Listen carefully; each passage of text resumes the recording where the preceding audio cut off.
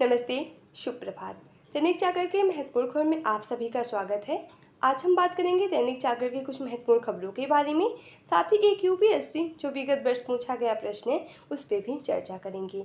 याद रखिएगा, दैनिक जागरण का राष्ट्रीय संस्करण है तो इसमें आप लोग को वही खबरें मिलेंगी जो आपकी परीक्षा के पॉइंट ऑफ व्यू से इंपॉर्टेंट होगी। आशा करती हूँ कि आप लोग को यह खबर अच्छी लगे। धन्यवाद। तो चलिए देखते हैं आज की क्या खास खबरें, उन्हें हम एक एक करके देख लेते हैं। और खबर की तरफ आगे बढ़ने से पहले हम प्रश्नों को देखेंगे, उसके बाद खबरों को एक एक करके देख लेंगे। तो आइए देखते हैं आज का प्रश्न क्या है। और अगर आप लोग हमारे चैनल में पहली बार आए हैं तो कृपया चैनल को लाइक से सब्सक्राइब जरूर करें। आज का प्रश्न निम्नलिखित कथनों पर विचार कीजिए। पहला कथन है, कोविड विश्व महामारी के बाद हाल के विगत काल में पूरे विश्व में अनेक केंद्रीय बैंकों ने ब्याज दरें बढ़ा दी थी। दूसरा कथन है, आमतौर पर केंद्रीय बैंक मानते हैं कि उनके पास बढ़ती हुई उपभोक्ता कीमतों का मौद्रिक नीति के उपायों से प्रतिकार करने का सामर्थ्य है। उपयुक्त कथनों में से कौन सा कथन सही है? सही विकल्प चुनकर सही उत्तर दीजिए। पहला विकल्प है कथन 1 और कथन 2 दोनों सही है तथा कथन 2 कथन 1 की सही व्याख्या करता है। दूसरा कथन विकल्प है कथन 1 सही है, कथन 1 और कथन 2 दोनों सही है तथा कथन 2 कथन 1 की सही व्याख्या नहीं करता। तीसरा विकल्प है कथन 1 सही है किंतु कथन 2 गलत है। चौथा विकल्प है कथन 1 गलत है किंतु कथन 2 सही है। तो आप लोग शेंडोद है कि आप लोग इसका आंसर कमेंट बॉक्स में जरूर बताएं और इस क्वेश्चन का फुल एनालाइज हम वीडियो के लास्ट में जरूर करेंगे। अगर आप लोग को इसकी पूरी जानकारी चाहिए तो आप लोग वीडियो को लास्ट तक जरूर देखें। तो चलिए देखते हैं आज की क्या खास खबरें, उन्हें हम एक एक करके देख लेते हैं। कोर्ट के संज्ञान लेने के बाद ईडी आरोपित को गिरफ्तार नहीं कर सकती, सुप्रीम कोर्ट का आदेश है। सुप्रीम कोर्ट आपको पता है हमारी सर्वोच्च अदालत है। संविधान के अनुच्छेद 124 तहत इसकी बात की गई क्योंकि एक संवैधानिक निकाय है। इसकी स्थापना 28 जनवरी 1950 को हुई थी। मनी लॉन्ड्रिंग केस में शीर्ष कोर्ट की 2 सदस्यीय पीठ ने सुनाया अहम फैसला, कहा आरोपित को हिरासत में लेने के लिए कोर्ट में देना होगा आवेदन। अब आप लोग को पता है जो ईडी है ये बहुत ही ज़्यादा इस समय चर्चा में है। इसकी चर्चा में इसलिए क्योंकि इसकी शक्ति के बार बात हो रही, इसकी शक्ति पे बात। आप सभी जानते हैं कि भारत में एक बड़ा राजनीतिक मुद्दा बन चुका है, वो है प्रवर्तन निदेशालय की शक्ति को लेकर। आप प्रवर्तन निदेशालय के बारे में अगर आप लोग को पूरी जानकारी चाहिए तो आप लोग को डिस्क्रिप्शन में कमेंट बॉक्स में डिस्क्रिप्शन में इसकी लिंक मिल जाएगी, तो आप लोग उसमें जाके चेक कर सकते हैं और ईडी के बारे में आपको पूरी जानकारी उसमें से मिल जाएगी। बहुत चर्चा होती है कि ईडी लोगों को गिरफ्तार करती है और गिरफ्तार करने के बाद लंबे समय तक जेल में रहते हैं। जो लोग को गिरफ्तार करते हैं वो बहुत लंबे समय तक जेल में रहते हैं। आमतौर पर उनकी जमानत भी जल्दी से नहीं हो पाती। इस बात को लेकर काफ़ी विवाद है और कई बार इसके राजनीतिक दुरुपयोग का भी आरोप लगाते हैं कि राजनीतिक विरोधी जो कहते होते हैं वो सरकार के ऊपर आरोप भी लगाते हैं। उनके खिलाफ एक प्रकार की कार्रवाई की जाती है जिनके तहत उसमें उन्हें जेल भेज दिया जाता है और एक लंबे समय तक उनकी जमानत भी नहीं होती है। ऐसे में एक बात जो साफ निकल कर सामने आती है कि वो ईडी के पास लोगों को गिरफ्तार करने को और उनके जेल में रखने की अपूर्व शक्तियां हैं जिन शक्तियों का प्रयोग ईडी निरंतर करती रहती है। ईडी गिरफ्तारी को लेकर सुप्रीम कोर्ट ने कल यानी 16 मई को एक ऐतिहासिक निर्णय लिया है जिससे ईडी की गिरफ्तारी करने की क्षमता में उसकी जो क्षमता है गिरफ्तार करने की उसमें काफ़ी ज़्यादा फर्क आपको देखने को मिल सकता है। सुप्रीम कोर्ट ने क्या कहा है इसके बारे में हम लोग आपको पहले बताते हैं। सुप्रीम कोर्ट ने एक मामले में कुछ दिन पहले कहा था कि ईडी किसी को भी गिरफ्तार करती है तो वो ईडी को अगर करती है तो ईडी उसके गिरफ्तारी को जिस व्यक्ति को गिरफ्तार करती है उसको गिरफ्तारी में जिस कारण से गिरफ्तार करती है उसमें एक लिखित संज्ञान देना पड़ेगा। वो जब किसी को गिरफ्तार करती है तो उसका एक लिखित उसको तुरंत बताना पड़ेगा कि किस कारण से उन्होंने गिरफ्तार किया है। इसमें किसी तरह का बहाना नहीं चलेगा, ये एक बाध्यकार है और इसमें कोई चूज नहीं, कोई विकल्प नहीं है कि ईडी जब चाहे तब इसे बताए, जब चाहे इसे ना बताए। इसमें इसका कोई वो नहीं है, एक बाध्यकारी है जिसे ईडी को यह करना ही होगा।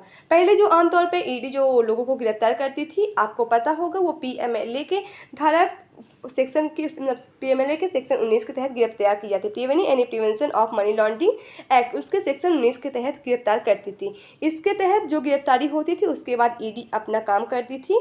कल सुप्रीम कोर्ट ने यह कहा है कि ईडी सेक्शन 19 के तहत गिरफ्तारी तभी कर सकती जब मामला न्यायालय में न गया हो। इस पूरे जो संज्ञान है उसमें सुप्रीम कोर्ट का यही फैसला आया है कि ईडी तब तक लोगों की तब तक गिरफ्तार कर सकती है जब तक वो जो पूरा मामला है वो सुप्रीम कोर्ट ना गया, कोई भी मामला किसी भी न्यायालय में ये मामला ना गया हो। अगर ये मामला न्यायालय में चला जाता तब तक उसे ईडी गिरफ्तार नहीं कर सकती जब तक उसे कोर्ट से को मतलब अनुमति नहीं मिल जाती तब तक उसे ईडी गिरफ्तार नहीं कर सकती। आमतौर पर ईडी की गिरफ्तारी के बाद जमानत जल्दी से नहीं मिलती थी।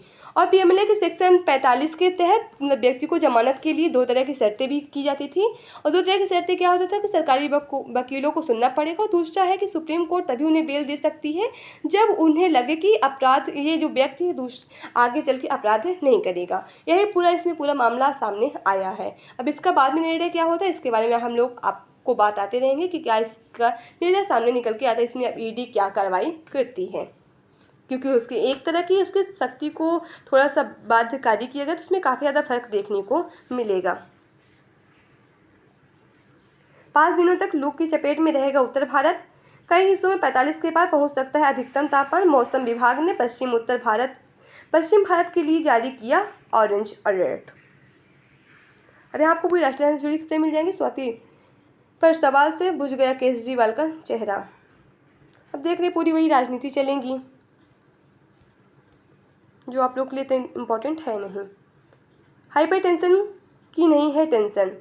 90% से ज़्यादा लोग को ब्लड प्रेशर रहता है अनियंत्रित, जिससे बीमारी का पता चलता है। उनमें से 55.3% लोगों का इलाज नहीं कराते हैं। अध्ययन से संबंधित आंकड़े हैं कि किस राज्य में कितने लोगों को यह बीमारी हुई है, कितने लोग इसमें शामिल हैं। मैं आपको पूरी इलेक्शन से जुड़ी खबरें मिलेंगी। आप देख रहे हैं कि हमारा लोकसभा का चुनाव चल रहा है और 20 तारीख का इसका आपको पता होगा 5वां चरण इसका होगा, तो इसे भी आप लोग जानते रहिए।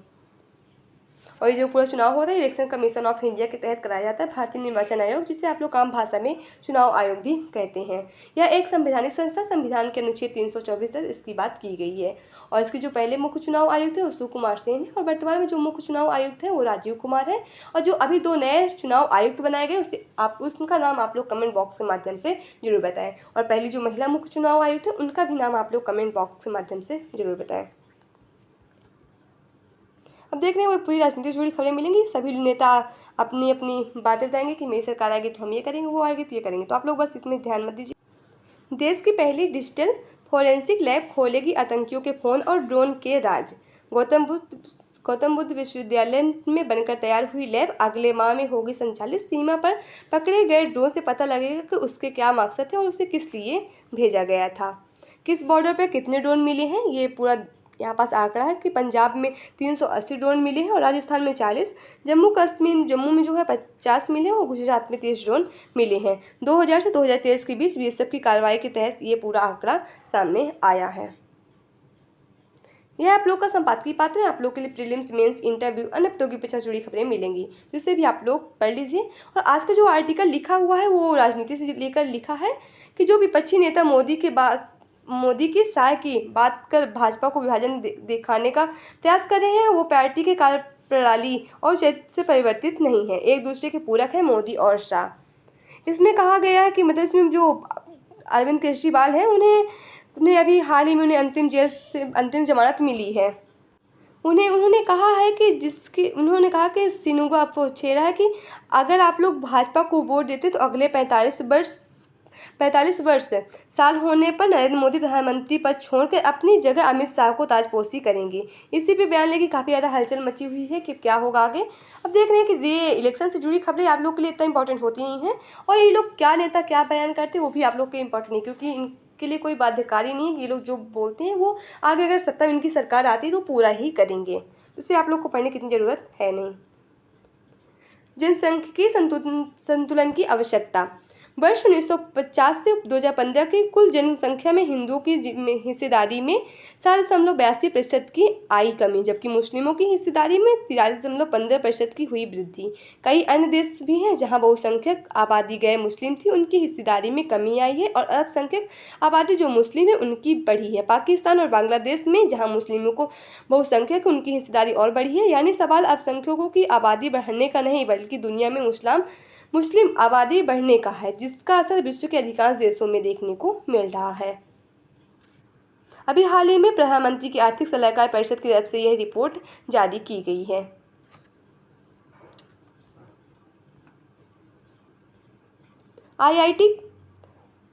आईटी क्षेत्र में खरीदारी से उछाले गए शेयर बाजार। बीसीआई का मानक सूचकांक सेंसेक्स 676 अंक बढ़कर 73,600 63 पर बंद हुआ। निफ्टी 22,400 के पार। 407.35 लाख करोड़ रुपए हुआ बीसीआई का कंपनियों का पूंजीकरण। इसी वर्ष $4 ट्रिलियन की आर्थिकी बन जाएगा भारत। पीएमईएससी सदस्य ने कहा कि अगले वर्ष जापान को पछाड़ देंगे। विभिन्न चुनौतियों को देखते हुए 7% की वृद्धि दर अच्छी हुई है। और ये जो आपको पता है, जो $1 ट्रिलियन का मतलब होता है कि उसमें उसकी जीडीपी मतलब कितनी ज़्यादा उसकी आर्थिक आय है। आपको पता है सबसे पहले नंबर पे अमेरिका, दूसरे नंबर पे चीन है, तीसरे नंबर पे आपको देखते हैं कभी फ्रांस रहता है तो कभी जापान रहता है तो कभी भारत रहता है। इन्हीं तीनों का आपस में चलता रहता है, कभी ये आगे आएंगे तो कभी ये आगे फिस जाएंगे। तो आप लोग इसे भी देखते रहिए। प्रधानमंत्री नरेंद्र मोदी ने वादा किया था कि 2025 तक $5 ट्रिलियन पहुंच जाएगी उनकी आर्थिक अर्थव्यवस्था। यहाँ आपको पूरा अंतर्राष्ट्रीय जुड़ी खबरें मिलेंगी। न्यू कैलेडोनिया में हिंसा भड़की, फ्रांस ने लगाया आपातकाल। हिंसा के अर्धसैनिक बल के कर्मी 4 लोगों समेत हो गई है मौत। 10 लोगों को घर में किया गया नजरबंद। टिकाऊ पर प्रतिबंध। ये जो न्यू कैलेडोनिया जो ये एक ऑस्ट्रेलिया के पूर्व में लगभग 1500 किलोमीटर दूर प्रशांत महासागर में फैला है। इस द्वीप पर फ्रांस का अधिकार है और यह अधिकार 19वीं सदी से है। और इस द्वीप में फ्रांस का अधिकार तब से मतलब 19वीं सदी से इस द्वीप में फ्रांस का अधिकार है। इस द्वीप में भारी हिंसा हुई है। इसके बाद जिसमें 4 लोग मारे भी गए और फ्रांस सरकार इसने आपात 12 दिन की लगा दी है। अब ये हिंसा क्यों हुई, इसका जो तत्कालीन जो मुद्दा है, इसमें अगर हम बात करें तो फ्रांस की तरफ से एक अभी हाल ही में एक कानून पेश किया गया है जिसमें कहा गया है कि अगर मतलब फ्रांस का कोई भी व्यक्ति 10 वर्ष से ज़्यादा या 10 वर्ष तक कैलेडोनिया द्वीप में रहता है तो उसे स्थानीय चुनाव में मताधिकार करने दिया जाएगा। और ये कानून पास ही होने से हिंसा जो है वहाँ ज़्यादा भड़क गई है। वो जो वहाँ के जो लोग हैं, मुख्य जो निवासी हैं वहाँ के जो लोगों है मेलानेशियन कनक वहाँ के जो मुख्य निवासी हैं 41% लोग वहाँ पास निवास करते हैं उस द्वीप में।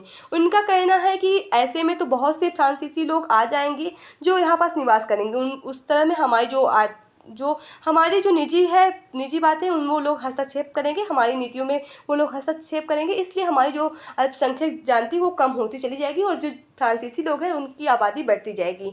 बाद में फ्रांस के जो राष्ट्रपति उन्होंने इस पर विचार करते हुए कहा है कि अभी हम इसे लागू नहीं कर रहे हैं। इसका मतलब ये नहीं कि पारित हो गए तो जस्ट तुरंत लागू कर देंगे। कुछ समय बाद इसे भी रोका गया है और उन्होंने इस हिंसा को भड़कने से रोकने के लिए आपातकाल लगा दिया 12 दिन के लिए। मैं आपको पूरा खेल से जुड़ी खबरें मिलेंगी। अब देख रहे हैं इसमें आईपीएल चल रहा है। फुटबॉल कप्तान सुनील छेत्री लेंगे संन्यास। 6 जून को खेलेंगे अपना अंतिम मैच।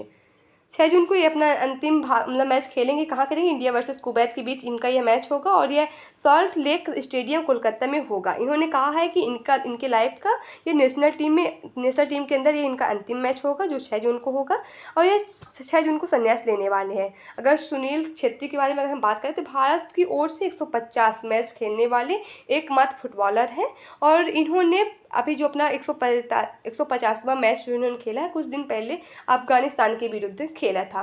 विश्व में सर्वाधिक गोल करने वाले में से तीसरे नंबर पे हैं। तीसरे नंबर के खिलाड़ी हैं।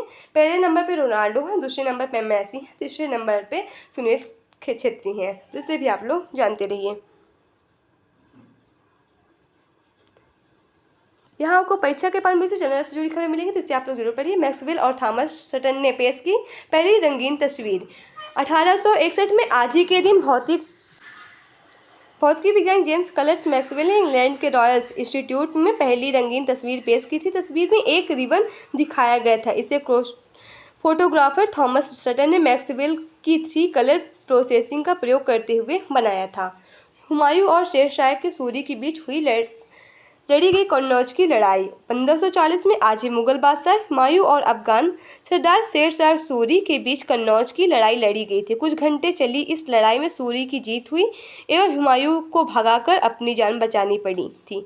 इससे उत्तरी भारत पर सूरी राजवंश का शासन स्थापित हो गया था।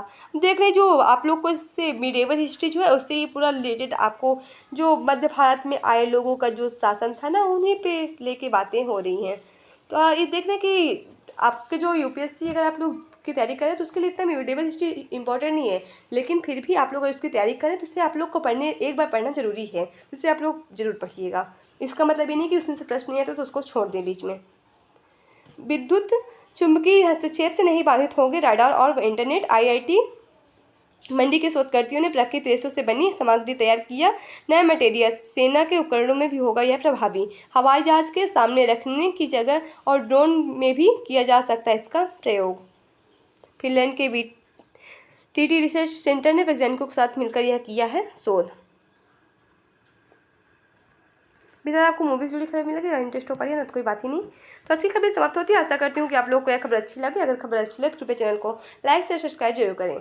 अगर आप लोग के पास कोई सुझाव है तो भी आप लोग हमसे साझा कर सकते हैं। तो आइए देखते हैं आज का जो प्रश्न है उसका हम लोग विश्लेषण देख लेते हैं।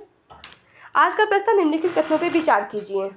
आज का प्रश्न था कोविड विश्व महामारी के बाद हाल के विगत काल में पूरे विश्व में अनेक केंद्रीय बैंकों ने ब्याज दरों को बढ़ा दिया था। दूसरा कथन था आमतौर पर केंद्रीय बैंक मानते हैं कि उनके पास बढ़ती हुई उपभोक्ता कीमतों को मौद्रिक नीति उपायों से प्रतिकार करने का सामर्थ्य है। इसका सही जवाब होगा ऑप्शन ए, यानी कथन 1 और कथन 2 दोनों सही है तथा कथन 2 कथन 1 की सही व्याख्या करता है। तो आइए हम लोग इसका विश्लेषण देख लेते हैं।